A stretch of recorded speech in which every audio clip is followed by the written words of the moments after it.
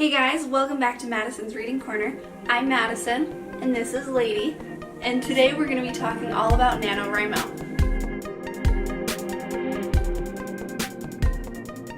So for those of you who don't know, NaNoWRIMO stands for National Novel Writing Month, which is a month-long event that takes place during November, and the goal is to write 50,000 words, which roughly equates to about 200-ish pages. When you do the math on it, it equates to about 6 to 7 pages per day. So it's a big undertaking, but it definitely is a fun event for those who want to participate. But I thought with NaNoWRIMO coming up so quickly here, we would do a quick segment about writing tips on how to create a good main character.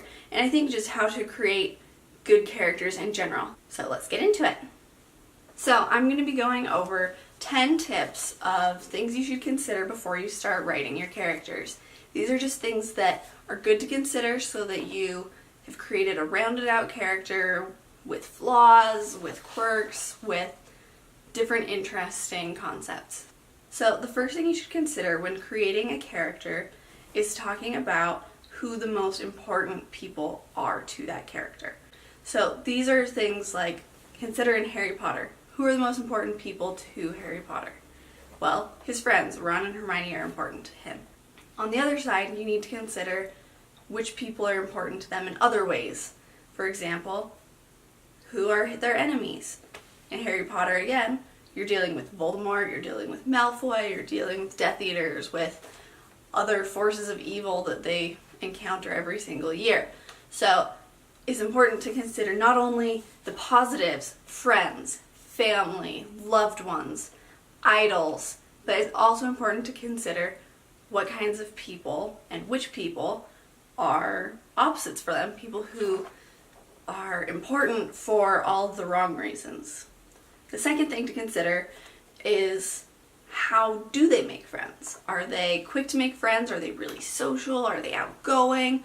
Or are they perhaps a little more introverted and they want to maintain only a few close friendships? An example of this I think of is Fangirl by Rainbow Rowell. Think about Kath and her sister Ren. Kath is very introverted, she has a few close friends that she relies on. She's slow building to make those friends. She wants to make sure that they're in it for the right reasons, that they actually are compatible.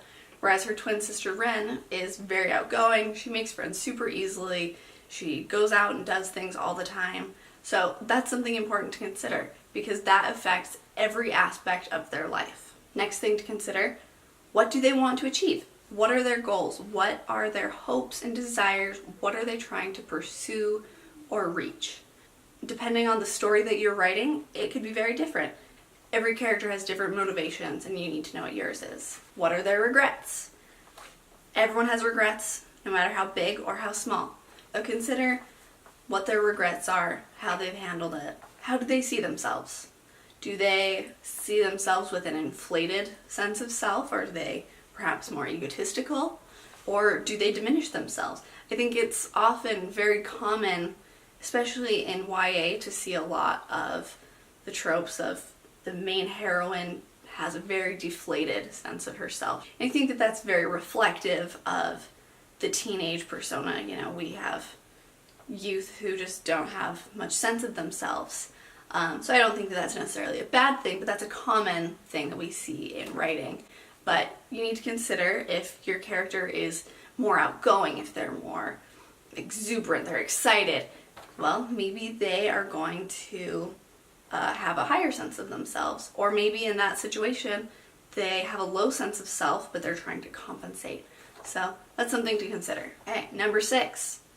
How do they handle conflicts and stress?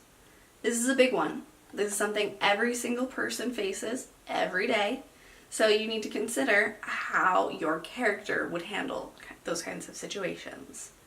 Do they tackle stress head on? Does conflict push them to be bigger, to rise to the occasion, to be a better person? Or does stress and conflict shut them down? Neither are particularly good or bad, but it's 100% dependent on your character. What places are important to your character? You know, again, going back to Harry Potter, it's an easy example. But Hogwarts is Harry's most important place. That's where he feels most comfortable, most at home. You know, like he always says, Hogwarts is his home. But think about other stories. What other places are important to your characters? For many characters, an important place, it could be a positive one where it's associated with lots of good memories, lots of positive, fun experiences. But for other characters, an important place might be a negative one.